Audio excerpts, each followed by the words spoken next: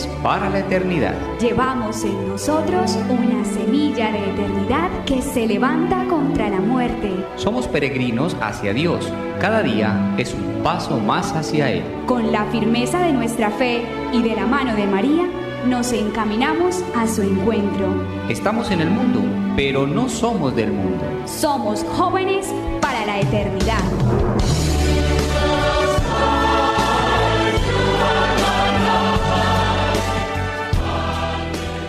Soy buen servidor del Rey, hoy diríamos del presidente de la nación, pero primero soy servidor de Dios. El hombre no puede ser separado de Dios, ni la política de la moral. Es preciso que obréis de manera tal que si no podéis hacer todo el bien que deseáis, logren vuestros esfuerzos por lo menos quitar fuerza al mal. Santo Tomás Moro.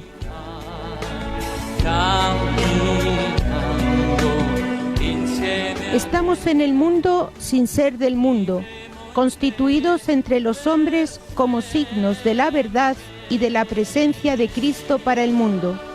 Le entregamos todo nuestro ser concreto como expresión suya, para que Él siga pasando haciendo el bien.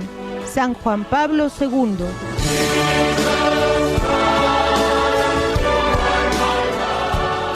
Solamente la libertad que se somete a la verdad conduce a la persona humana a su verdadero bien. El bien de la persona consiste en estar en la verdad y en realizar la verdad. En la encíclica Esplendor de la Verdad.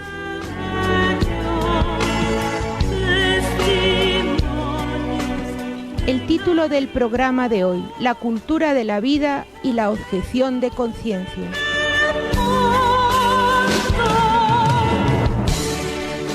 Buenos días, gracias por estar una vez más con nosotros en este nuevo programa de Jóvenes para la Eternidad. Nos encontramos en los estudios de NSE Nuestra Señora del Encuentro con Dios, en Medellín, Colombia, y realizamos este programa para Radio Católica Mundial. Queremos dar un saludo muy especial a nuestros técnicos que hacen posible la emisión de este programa.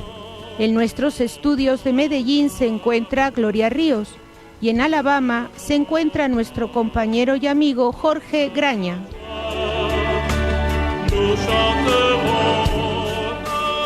La conducción del programa la lleva quien habla, Silvia María Bermejo, y un saludo cordial a todos los que nos escuchan, y que la Santísima Virgen los acoja en su corazón de madre, ella que supo actuar siempre bajo los dictados de su conciencia.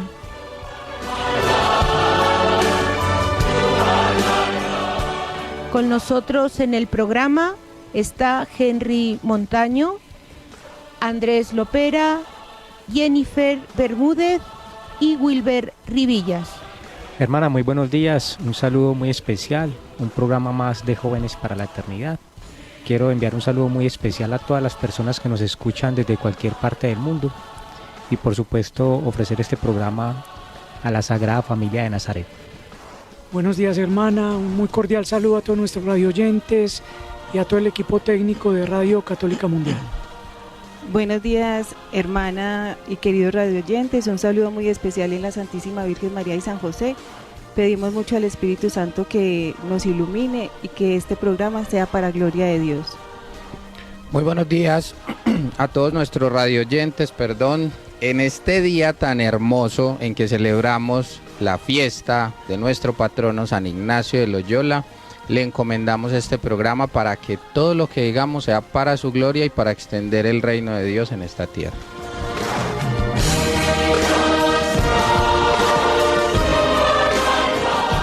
Iniciamos el programa de hoy con la historia, como es costumbre, y le cedo la palabra a Wilber. Una historia para un tema.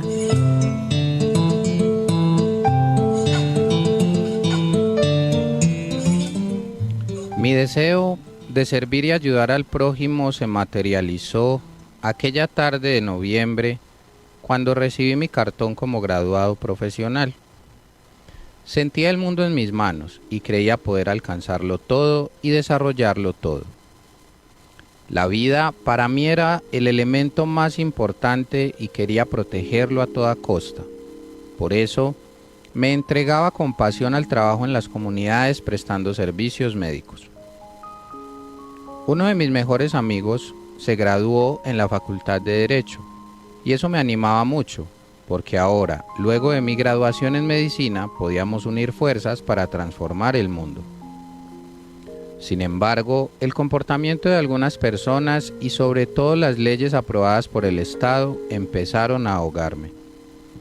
En contraposición a lo que yo quería hacer en mi deseo de servir, ahora me veía obligado a ayudar a las personas a bien morir y también a las madres a desechar a sus hijos en sus vientres con los métodos de interrupción voluntaria del embarazo, como lo llamaban cariñosamente, para disimular que era un asesinato.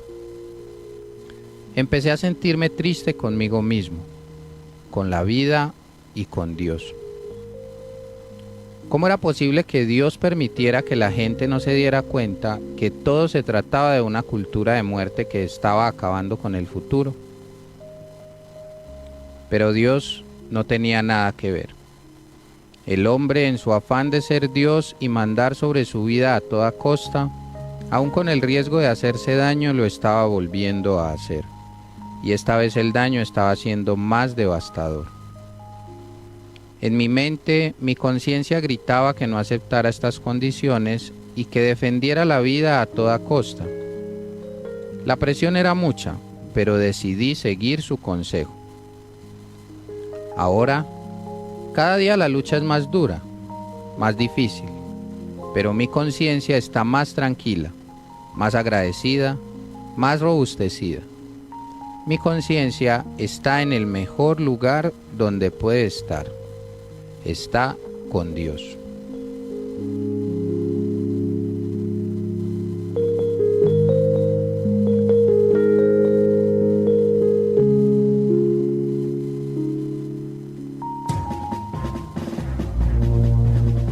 El lente del joven.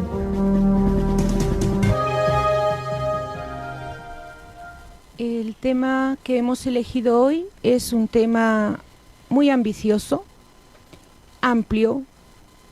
Ojalá lo podamos concretar, que nos dé tiempo y se debate, digamos, tenemos como dos extremos que queremos plantear a lo largo de este programa, que es la cultura de la vida y la cultura de la muerte, y concretarlo en cómo vivir esa cultura de la vida, en concreto con la objeción de conciencia. Los términos cultura de la vida y cultura de la muerte fueron acuñados en su tiempo por su santidad Juan Pablo II, y en cultura de la vida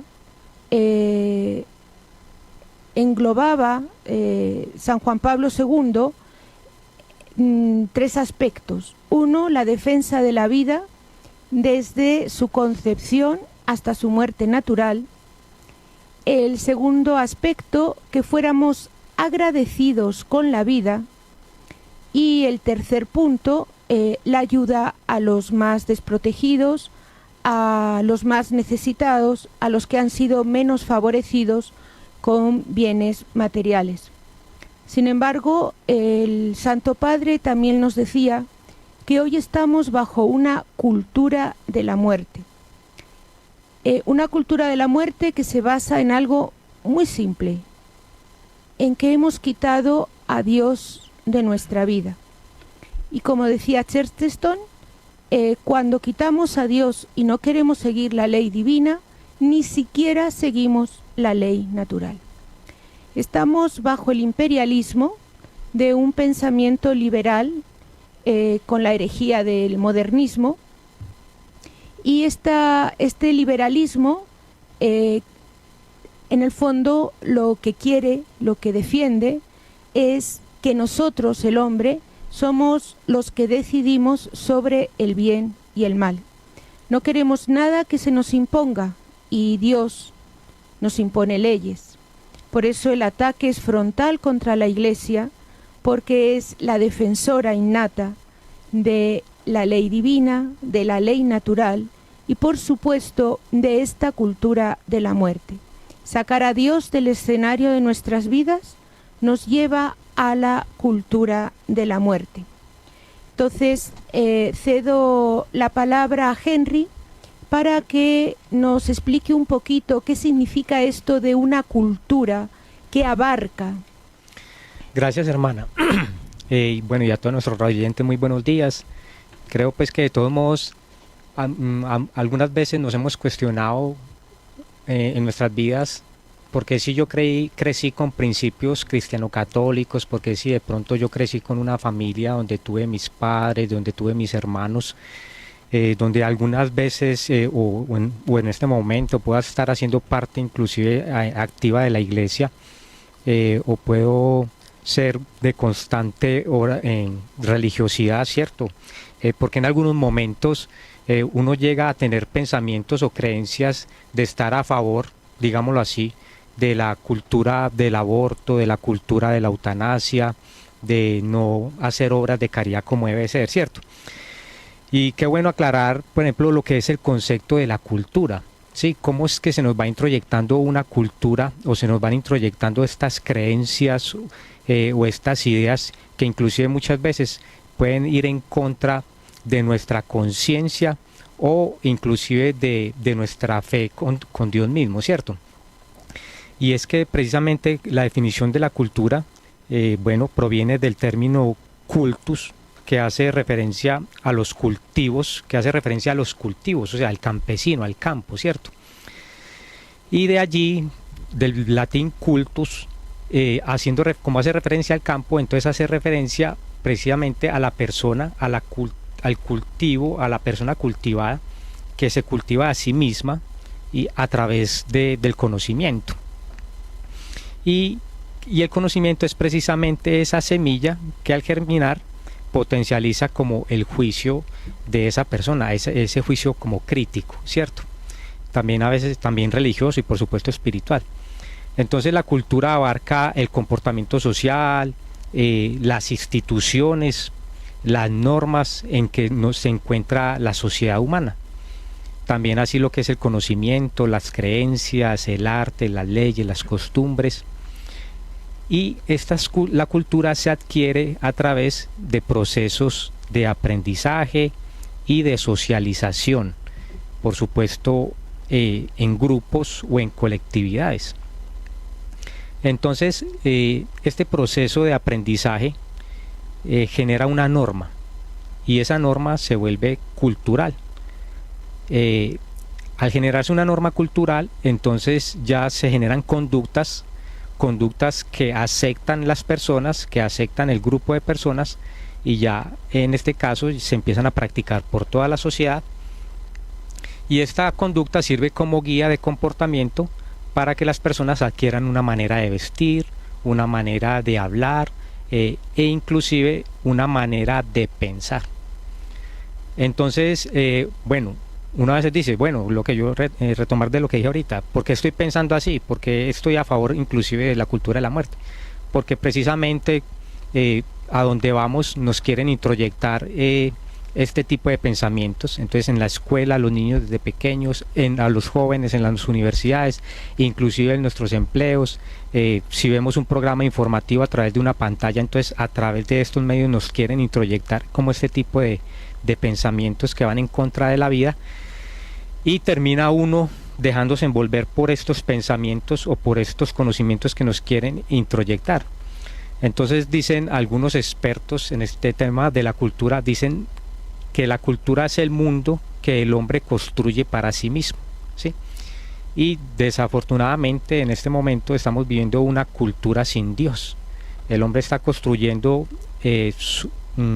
una cultura para sí mismo, pero desafortunadamente estamos construyendo una cultura sin Dios. Muy bien. Bueno, creo que nos queda muy claro lo que verdaderamente es la cultura y me gustaría hacer pues como mostrar una pequeña diferencia de lo que es una cultura de la vida y una cultura de la muerte. Escuchaba a un sacerdote, Monseñor Philip, de Estados Unidos, y él contaba cómo él daba una conferencia en 1967 en Nueva York, y él les decía a las personas que estaban tratando de legalizar una ley que permite que el niño dentro del vientre materno sea asesinado. Cuando él terminó la conferencia, se le acercan varias personas y le dicen: padre, usted puede estar tranquilo, esa ley nunca va a prosperar porque estamos en Estados Unidos. 20 años más tarde, cuenta él que estaba en otra parroquia y estaba dando otra conferencia, y les decía a la gente que tenían que promover, que tenían que mirar cómo hacían para sacar leyes que protegieran a todos los niños dentro del vientre de su madre en Estados Unidos. Igualmente, termina la conferencia, se le acercan las personas y le dicen: padre, es imposible que en Estados Unidos saquen una ley donde se proteja a todos los niños en el vientre, porque estamos en Estados Unidos de América. Entonces vemos como ese contraste de cómo había cambiado solo en 20 años el pensamiento de las personas, de toda una comunidad. Sí, muy interesante. Vamos ahora a pasar a la canción. Vamos a hacer un breve pare. La canción que tenemos hoy es No llores tanto, de Felipe Gómez.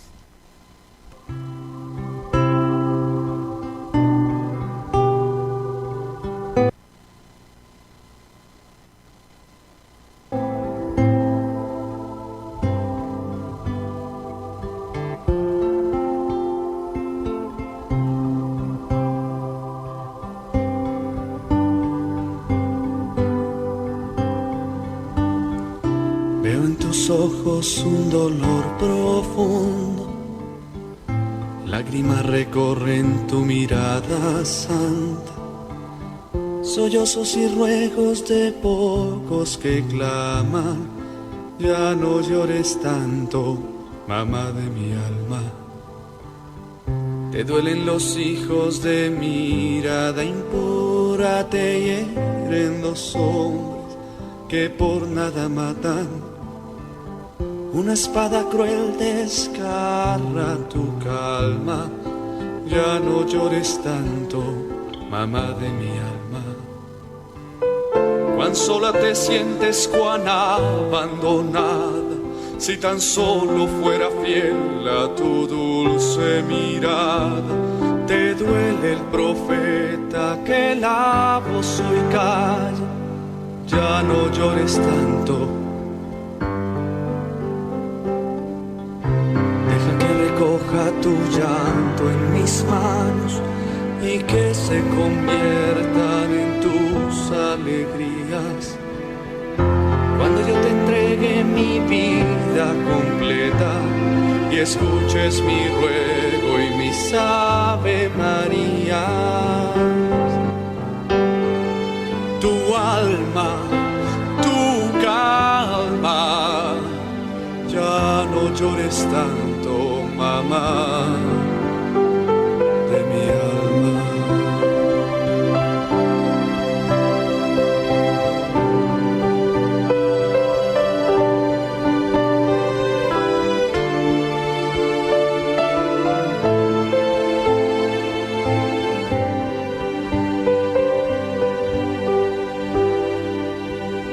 Cuán sola te sientes, cuán abandonada, si tan solo fuera fiel a tu dulce mirada. Te duele el profeta que la voz hoy calla, ya no llores tanto.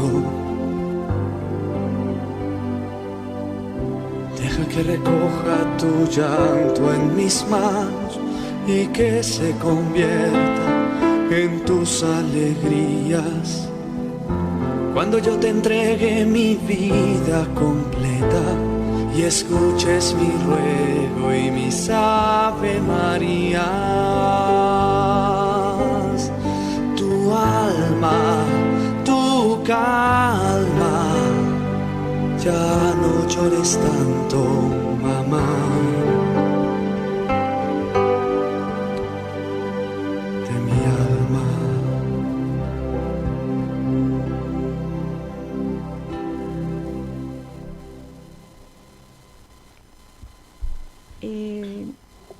nuevamente con ustedes. Están abiertas nuestras líneas. Desde Estados Unidos y Puerto Rico pueden llamar gratuitamente al 1-866-398-6377 y fuera de Estados Unidos y Puerto Rico 1-205-271-2976.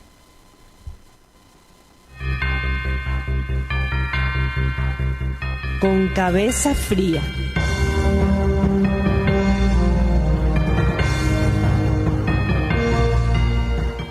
El Papa Juan Pablo II hizo una denuncia histórica que adquiere las más amplias proporciones como tragedia que crece numéricamente y tiene a su favor progresos técnicos antes no sospechados, y revista la forma de una conspiración, de una conjura contra la vida. Podemos hablar de una conjuración de los más fuertes contra los más débiles, y esto en nombre de la libertad, del progreso y de los mismos derechos que se niegan a unos, a los que carecen de fuerza y de voz, y sin embargo a otros les son reconocidos, hasta percibir como decisión lícita la eliminación de seres humanos inocentes, cuyo derecho fundamental a la vida les es negado y sustraído en medio de estructuras democráticas. Por eso este programa de cultura de la vida y cultura de la muerte que hemos enmarcado de una manera somera y que tal vez sigamos tocando a lo largo del programa, lo queremos concretar en lo que es la objeción de conciencia, que es una manera de ejercer un derecho que nos es natural. La objeción de conciencia es el incumplimiento de una tarea o de una obligación debido a razones religiosas o éticas. Entonces, esta situación se produce cuando una persona siente que el cumplimiento del deber en cuestión, del deber que está en debate, atenta contra sus convicciones. Y cabe destacar que objeción es un término procedente del latín objectio, que alude a la impugnación de una proposición o al motivo esgrimido contra un designio. La idea de conciencia, que proviene del vocablo latino consciencia, refiere al sentido ético o moral de un individuo. Es muy bonito, querido radioyente, cómo es la Iglesia, que es madre y sabia. Por medio de San Juan Pablo II, este Santo Padre que el Señor nos concedió, escribe la encíclica Evangelium Vitae, que lo hace en la enmarcación del 25 de marzo, pues y para recordar, el 25 de marzo es la encarnación de nuestro Señor Jesucristo, es la anunciación de Él, de que se va a hacer vida, y a eso nosotros estamos llamados, a dar vida. Él, a ver las amenazas que había en esa época, pero 35 años después, vemos, como contaba Andrés, pues que en esa contradicción las amenazas están más latentes, más que nunca están latentes. Entonces San Juan Pablo II, en esta encíclica, en el Evangelio de la Vida, dice que hay 4 amenazas muy palpables, pues ahí en esa encíclica, que los invito a leer, porque son 100 páginas, pero son muy enriquecen mucho el alma, o sea, nos forman la conciencia. Entonces la primera es el concepto de libertad que tenemos cerrado, o sea, ese es la primera amenaza. La segunda amenaza es la pérdida de conciencia que estamos teniendo hoy en día. Hoy nos quieren adormecer la conciencia, y nosotros como católicos estamos llamados a mantener la conciencia, pase lo que pase. La hermana empezaba con Santo Tomás Moro. Él es el ideal de santidad de nosotros como laicos, y más cuando ocupamos cargos altos en la sociedad. El tercer punto es también el trastocado de felicidad, el concepto de felicidad que tenemos errado, o sea que estamos en el placer, en el deseo, no hay una verdad absoluta, hay muchas verdades, entonces en eso estamos cayendo. Y la cuarta es que no tenemos instituciones, o las instituciones están perdiendo esta capacidad de mantener la dignidad humana. Bueno, y redondeando un poco lo que dice Jennifer, y pues queridos radioyentes, si ustedes hoy están escuchando este programa, con toda seguridad, el Señor quiere hablarle a cada una de sus conciencias, porque como laicos somos nosotros a quienes nos corresponde construir un futuro mejor para nuestros hijos. Cuando hablamos de la objeción de conciencia, y esto es supremamente importante, y la información que vamos a dar en estos momentos, cada quien úsela a su favor, pero realmente tengamos en cuenta que cuando se habla de objeción de conciencia, no es porque yo pueda objetar las leyes de una nación o de un estado. Como bien lo decía Andrés ahorita, hoy hay leyes que pueden verse como imposibles y 20 años después aprobarse. Sin embargo, Dios ha dejado pistas y nos ha protegido para que cada uno de nosotros podamos vivir libremente, sobre todo si queremos llevar adelante el primer principio de la sabiduría, que es el temor a Dios. Cuando yo tengo eso como principio de mi vida rector, entonces yo puedo empezar a blindarme de alguna forma a todo lo que está pasando afuera. Y fíjense en algo, la objeción de conciencia, que como decía la hermana, es ese derecho que tiene una persona a negarse con una obligación que sea legal o de otro tipo, pero amparándose bajo sus convicciones éticas, morales y religiosas, está fundamentada, por ejemplo, en Colombia en los artículos 18 y 19 de la Constitución Política de 1991. Aquí se garantiza la libertad de conciencia y de cultos. En Estados Unidos está en la primera enmienda de la Constitución, en donde hay una ley de objeción de conciencia al servicio selectivo de 1948, para los que están en Estados Unidos. Pero fíjense en esto, cuando yo hablo de la objeción de conciencia, no puedo decir que no hago eso porque es malo. O sea, porque hay estudios científicos que muestran que el feto está desde la concepción en el vientre de la mamá. O que, por ejemplo, la eutanasia dice que esto o lo otro y que una persona realmente siente después de que hay muerte cerebral. Porque es irnos en contra de principios científicos, y tú ahí no estarías objetando a partir de tu conciencia que te lleva a tener un principio rector en Dios. Lo que hay que hacer es abrir un marco que nos protege a partir de nuestra creencia religiosa. Entonces, si tú objetas tu conciencia diciendo yo no hago eso porque mis creencias religiosas me lo impiden, te ampara el artículo 18 y 19 de la Constitución si estás en Colombia, y te ampara la primera enmienda de la Constitución al servicio selectivo de 1948 en Estados Unidos. No hables de estudios previos, no hables de conocimiento a priori que tú tienes.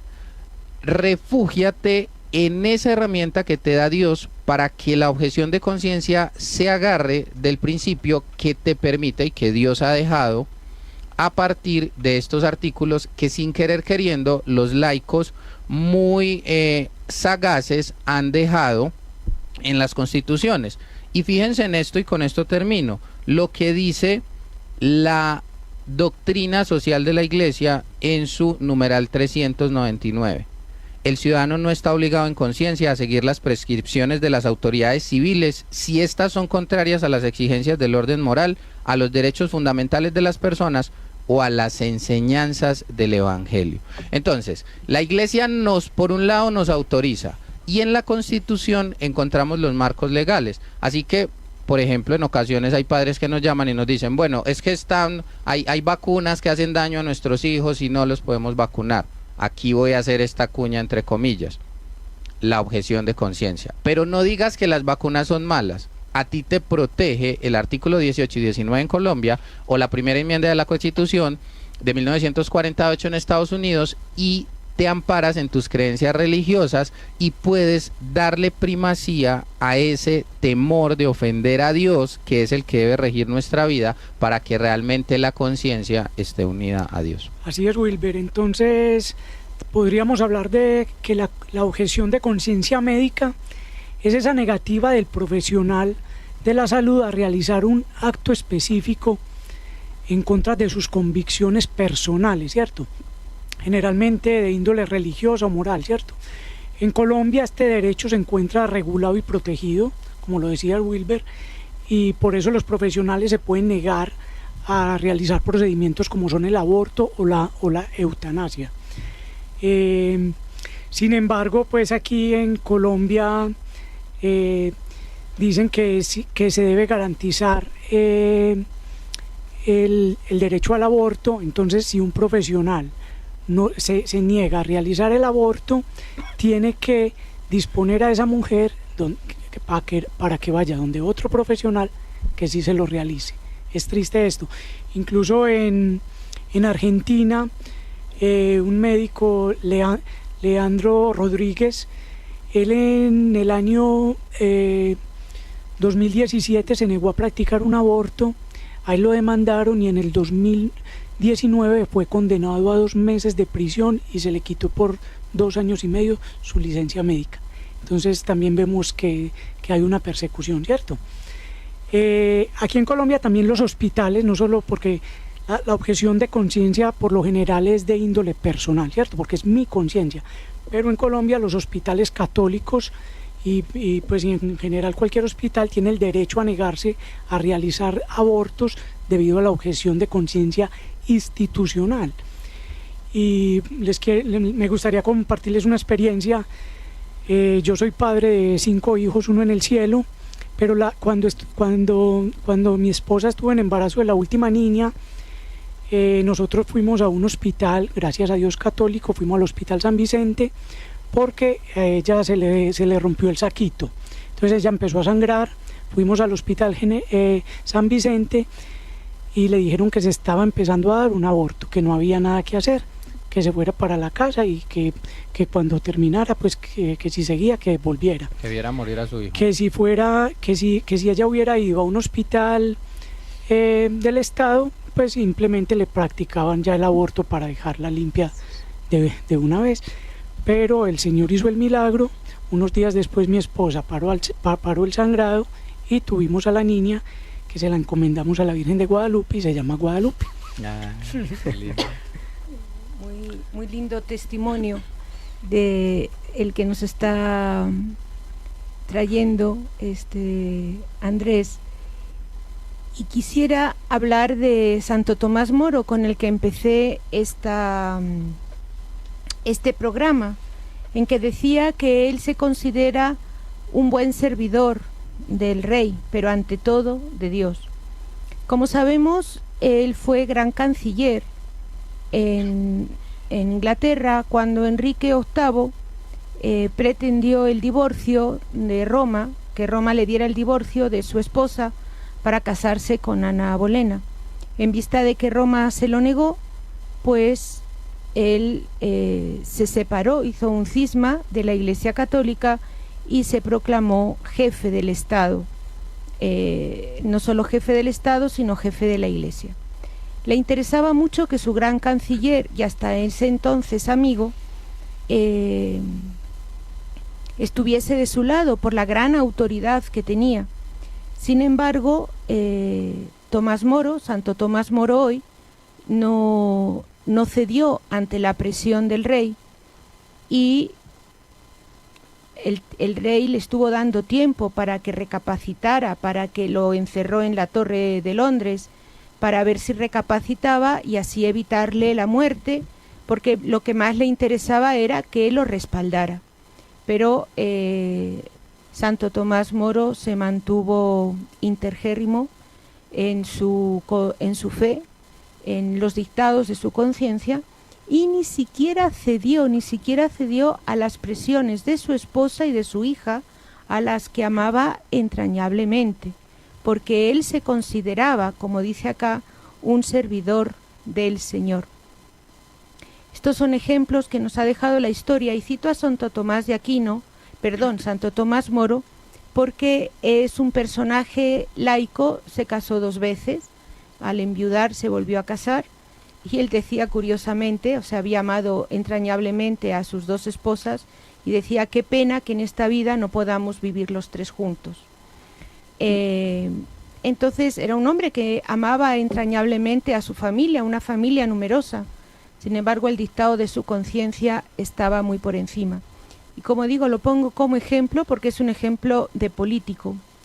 Hoy que en la política vemos ceder a tantos católicos ante la presión mediática y votar leyes a favor del aborto, yo entiendo que es muy difícil para algunos profesionales, porque aunque en la teoría la Constitución de los distintos países avala esta objeción de conciencia, en la práctica, como nos decía Andrés, las leyes o la aplicación de las leyes no lo favorece tanto.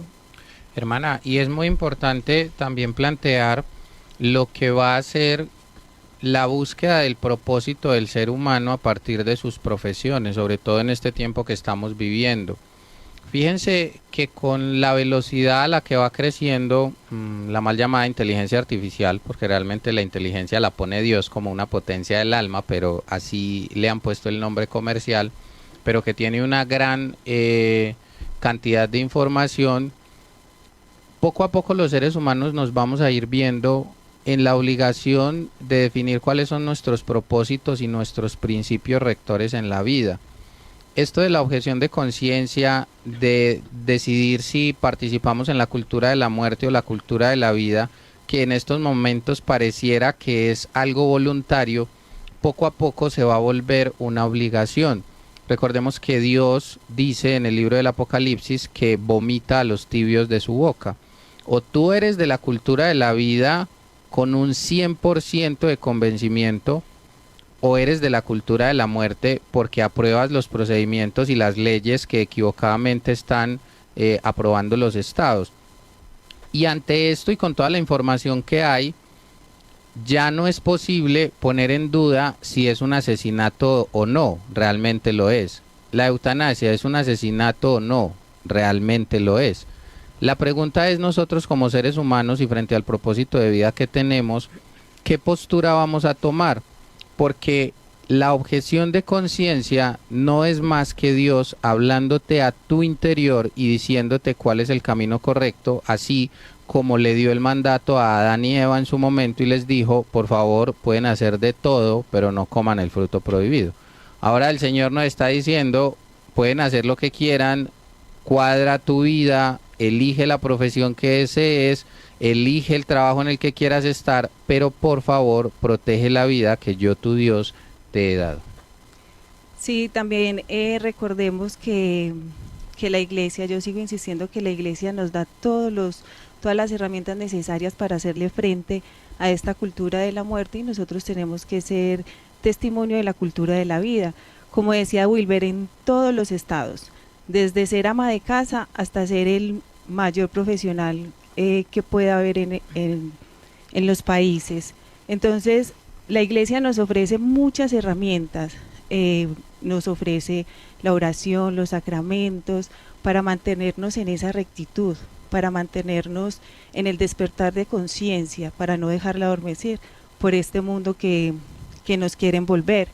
Recordemos que la batalla es contra el demonio no le puede hacer daño a Dios, pero sí lo hace a través de las criaturas que Dios hizo, que Dios creó, que somos nosotros los hombres, y Él por medio de nosotros quiere hacerle daño a Dios, porque sabemos que Dios nos ama demasiado, mientras que el demonio odia a Dios y nos odia a nosotros. Entonces nosotros tenemos que dejar de estar en la cultura de la muerte, a veces, como decía Henry, a veces sin querer queriendo, hacemos parte de esto, y nosotros tenemos que ser voces de esos inocentes, de los débiles, y no solamente tenemos a Tomás Moro, en este tiempo teníamos a Santa Teresa de Calcuta, a nuestra Madre Teresa de Calcuta, que ella no descartaba a nadie, Ella no descartaba, desde el más inocente hasta el no nacido, hasta el anciano más vulnerable, ella lo acogía. Tenemos a un San Camilo, que él no descartaba a nadie en sus hospitales. Y así nosotros debemos de fomentar esta cultura de la vida. Jennifer, y esa me hace acordar de la Madre Teresa de Calcuta, que precisamente inclusive ella defendía el derecho a la vida, inclusive en estas reuniones ante la ONU y ante los países, ¿cierto?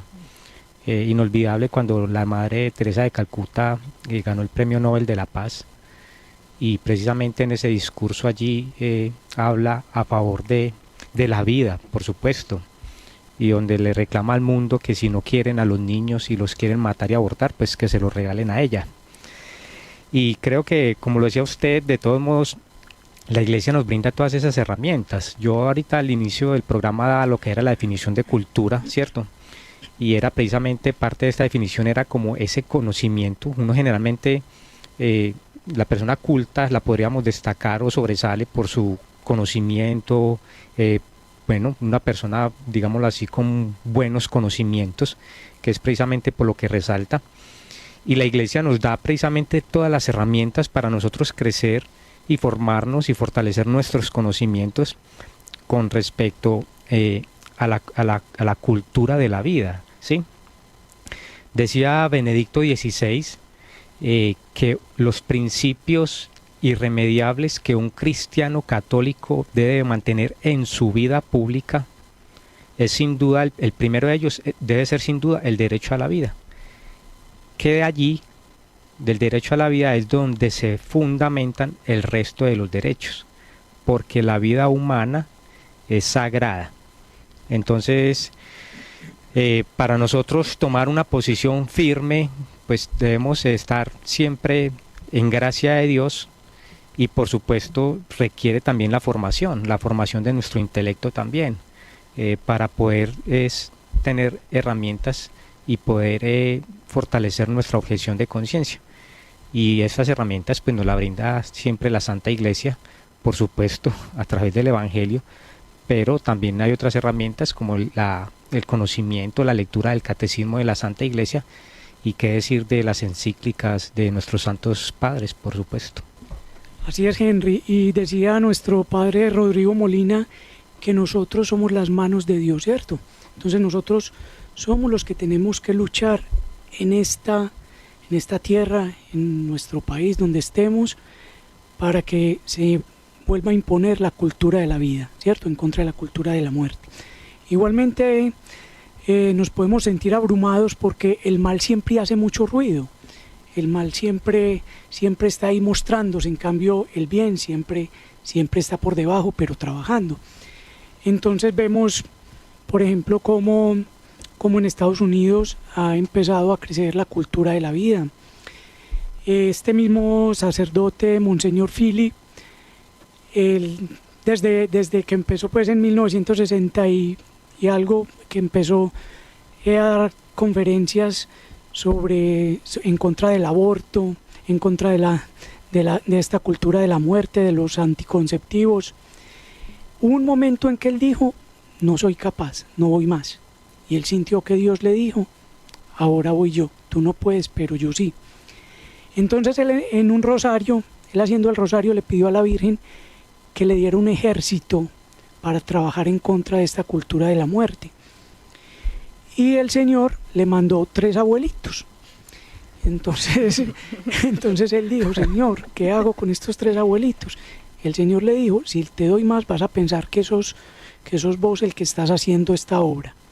Él empezó con esos 3 abuelitos en 1990.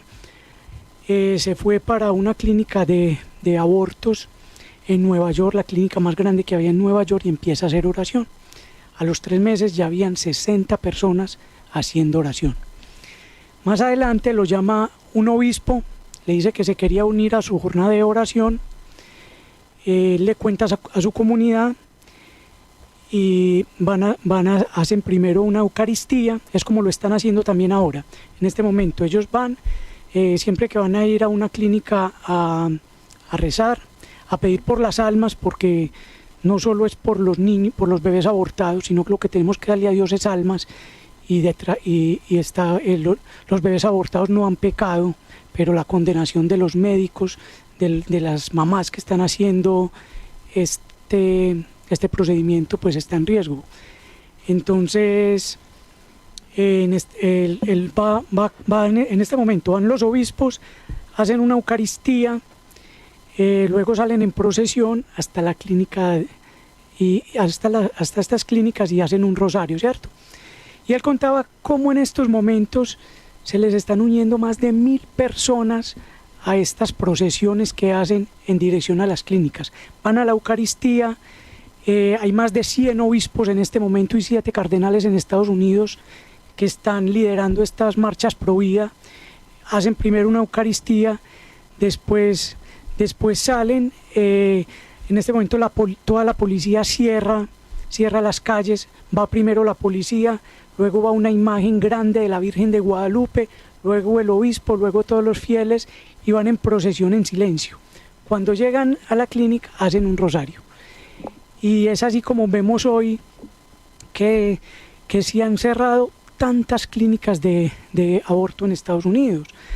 En este momento la mayoría de los políticos, por lo menos todos los políticos republicanos se consideran, por lo menos dicen que son pro vida, ¿cierto? Está cambiando, ¿por qué? Porque se generó un ambiente pro vida en Estados Unidos. Si nosotros queremos cambiar la ley, primero tenemos que cambiar el ambiente, entonces tenemos que hacer ambientes pro vida en nuestros países, como lo llevó a cabo este sacerdote, Monseñor Philip. Y que yo quiero decir algo importante rápidamente, ya que vamos llegando al final de nuestro programa, pero nosotros como laicos debemos de tener la responsabilidad de seguir educándonos de manera que podamos precisamente hacerle frente a todo. Fíjense, en la doctrina social de la Iglesia, que yo digo que se la habrán leído un 10% de los que somos católicos, pero ahí está absolutamente todo. Tanto que el venerable Enrique Shaw, que es un empresario argentino que está en un proceso bien interesante de investigación por la Iglesia para beatificarlo, él cambia su estilo y su propósito de vida después de leer la doctrina social de la Iglesia. Y fíjense lo que dice el numeral 398. La autoridad debe emitir leyes justas, es decir, conformes a la dignidad de la persona humana y a los dictámenes de la recta razón. En tanto la ley humana es tal en cuanto es conforme a la recta razón y por tanto deriva de la ley eterna. Cuando por el contrario una ley está en contraste con la razón se le denomina ley inicua. En tal caso cesa de ser ley y se convierte más bien en un acto de violencia. Entonces fíjese que esto nos da los argumentos para poder iniciar ese trabajo, como lo estás diciendo tú, Andrés. ¿Qué hace que una persona se mueva a escuchar la voz de Dios y vaya en contra de la corriente del mundo? Seguir en los parámetros de Dios y entender que a todas luces eso no es una ley, es un acto de violencia. Y con ese convencimiento es posible hacerle frente a esta cultura de la muerte.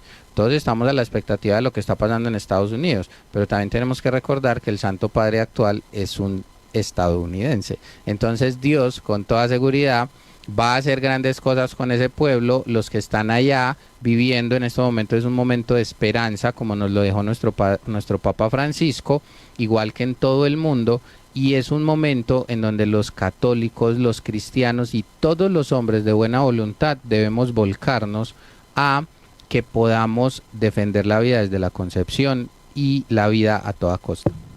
Pero un punto que quiero tocar es que para defender la vida y promover esta cultura de la vida y luchar contra la cultura de la muerte, es muy importante que nos asociemos. Solos podemos hacer muy poco, se pierde nuestra labor. Entonces, miren cómo Monseñor Philip, que nos decía Andrés, buscó un grupo que lo respaldara. Estaba por detrás el Señor bendiciendo, pero es muy importante que busquemos personas afines a nuestro pensamiento, grupos afines a nuestro pensamiento y trabajemos juntos en esta cultura de la vida, porque la cultura de la vida no la hace solo una persona, la hace un grupo de personas, bien a nivel político, si tenemos inferencia en la política, bien a nivel médico, bien a nivel profesional, que hace un católico trabajando en un colegio protestante. Pues se tiene que unir con los que piensen como él, porque si no su labor, bueno, no hago nada mal, sí, pero tampoco haces el bien. Entonces, esto es muy importante. A veces nuestra pereza no nos permite unirnos con otras personas que piensen de la misma manera que nosotros. Y el Santo Padre nos decía en esta encíclica de Evangelio de la Vida que ha nombrado Jennifer, en el programa pasado hablábamos de la Humane Vitae, ahora estamos hablando del Evangelio de la Vida. Decía: a todos los miembros de la Iglesia, pueblo de vida, somos un pueblo de vida, y para la vida dirijo mi más apremiante invitación, para que juntos podamos ofrecer a este mundo nuestro nuevos signos de esperanza, trabajando para que aumente la justicia y la solidaridad y se afiance una nueva cultura de la vida humana para la edificación de una auténtica civilización de la verdad y del amor. Somos miembros de una iglesia viva que lucha por la vida y juntos podemos sembrar esa esperanza. Sí, recordemos que la Iglesia, por medio de la Santísima Virgen María, recordemos que se publicó el 25 de marzo, por medio de su maternidad nos está invitando a hacer vida. Nosotros como mujeres, en este momento, pues también médicas, amas de casa están siendo muy atacadas. Andrés decía que, bueno, las almas, y la Iglesia es muy bonita en esta encíclica, porque San Juan Pablo II muy delicadamente le habla a las personas que han abortado, que han participado de esto, a que las iglesias las acoge. O sea, que en la reconciliación, en el sacramento de la reconciliación, o sea, que hay esperanza para ellas, a pesar de que están pues como, o se vieron expuestas pues como a hacer este tipo de procedimientos. Entonces la Iglesia es materna por medio de la Virgen María, como nos contaba Andrés, que por medio de 3 abuelitos hicieron un ejército, y el Señor no se vale de cantidad. Y para despedirnos, sabemos que la lucha por la vida es difícil, a veces muy difícil. Hay que sufrir, incluso ataques e incomprensiones. Pero la Iglesia tiene en Juan Pablo II, por ejemplo, un gran líder. Es abogado de los más pobres. Tiene además la Iglesia y la humanidad, tenemos a Cristo, Cristo resucitado, triunfador de la muerte, que garantiza la victoria definitiva. No perdamos de vista que de nuestra parte está Dios, porque si yo miro mis fuerzas humanas, me doy cuenta de que cómo voy a luchar contra esta ola de mal que nos rodea, pero nosotros contamos con Dios y Dios nos ayuda en esta lucha por la vida, pero no dejemos de apoyarnos en este Dios que es todo vida. Que la Santísima Virgen nos acoja en su corazón de madre y nos ayude a sembrar vida y esperanza allí donde estemos.